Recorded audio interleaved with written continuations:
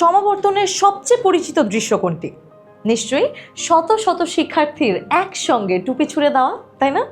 কিন্তু কখনো খেয়াল করেছেন মাথার অন্য সব টুপি গোল হলেও গ্র্যাজুয়েশনের টুপিটি কেন চারকোনা?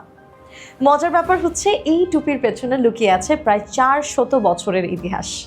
আজ যে টুপিকে আমরা মর্টার বোর্ড ক্যাপ নামে চিনি, তার পূর্বসূরি ছিল ইতালির ক্যাথলিক যাজকদের পরা বাইরেটা টুপি। তবে শুরুতে এটি মোটেও চারকোনা ছিল না। এগুলোর ওপরের অংশে কয়েকটি উঁচু আকৃতি থাকতো এবং মাঝখানে ঝুলতো সুতা।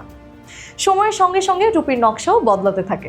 1660 সালে ইংল্যান্ডের রাজা দ্বিতীয় চার্লস সিংহাসনে বসার পর যাজক এবং পণ্ডিতেরা নতুন রাজার প্রতি সম্মান প্রদর্শনের জন্য তাদের টুপির ওপরের অংশ আরও বড় করতে শুরু করেন। কিন্তু একটি সমস্যাও তখন দেখা দিয়েছিল। টুপির ওপরের অংশ যত বড় হতে লাগলো, সেটিকে সোজা এবং সমতল রাখা ততই কঠিন হয়ে উঠল। ফলে ভেতরে শক্ত কাঠামো ব্যবহার করে ওপরের অংশকে চ্যাপ্টা রাখা শুরু হয়। ধীরে ধীরে এভাবেই জন্ম নেয় আজকের পরিচিত শক্ত ও সমতল চারকোনা গ্র্যাজুয়েশন টুপি। এখন প্রশ্ন হচ্ছে, এর নাম মর্টার বোর্ড কেন? নামের পেছনেও একটি চমৎকার গল্প রয়েছে। নির্মাণ শ্রমিকরা ইট গাঁথার সময় মর্টার বা গাঁথুনির মশলা বহনের জন্য একটি সমতল বর্গাকার বোর্ড ব্যবহার করতেন।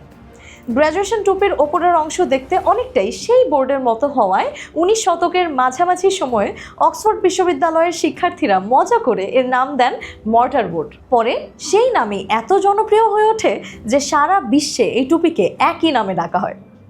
আরও অবাক করার মতো বিষয় হলো, একসময় এই টুপি পরার অধিকার ছিল না সবার। সপ্তদশ শতাব্দীতে ইংল্যান্ডের অক্সফোর্ড বিশ্ববিদ্যালয়ে পোশাকের ব্যাপারে ছিল কঠোর নিয়ম। সাধারণ শিক্ষার্থীরা গোল টুপি পরলেও চারকোনা মর্টার বোর্ড ছিল উচ্চতর ডিগ্রিধারীদের জন্য।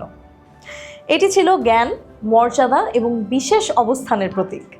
পরে ধীরে ধীরে সাধারণ স্নাতকদেরও এই টুপি পরার অনুমতি দেওয়া হয় এবং এটি উচ্চশিক্ষার প্রতীকে পরিণত হয়। যুক্তরাষ্ট্রে যখন নতুন কলেজ এবং বিশ্ববিদ্যালয় প্রতিষ্ঠিত হতে শুরু করে, তখন অক্সফোর্ড এবং ক্যামব্রিজ বিশ্ববিদ্যালয়ের শিক্ষা ব্যবস্থা এবং পোশাকের ঐতিহ্য অনুসরণ করা হয়। সেখান থেকেই মর্টার বোর্ড ক্যাপ ছড়িয়ে পড়ে পুরো যুক্তরাষ্ট্রে এবং পরে বিশ্বের বিভিন্ন দেশে। আজ বাংলাদেশ সহ প্রায় সব দেশেরই বিশ্ববিদ্যালয়ের সমাবর্তনে এই টুপি ব্যবহৃত হয়। সমাবর্তনের আরেকটি বিশেষ রীতি হলো টুপির ঝুলন্ত ফিতা বা ট্যাসেল ডান দিক থেকে বাঁ দিকে সরিয়ে নেওয়া। ডিগ্রি অর্জনের ঘোষণা দেওয়ার পর এই ছোট্ট কাজটির মাধ্যমে একজন শিক্ষার্থী আনুষ্ঠানিকভাবে গ্র্যাজুয়েট হিসেবে স্বীকৃতি পান। এরপরেই শুরু হয় আনন্দ, উৎসব, ছবি তোলা এবং আকাশে টুপি ছুঁড়ে উদযাপন করা। তাই সমাবর্তনের সেই চারকোনা টুপিটি কেবল একটি পোশাক নয়, এটি শত শত বছরের ইতিহাস, একাডেমিক ঐতিহ্য, সম্মান এবং একজন শিক্ষার্থীর কঠোর পরিশ্রমের প্রতীক।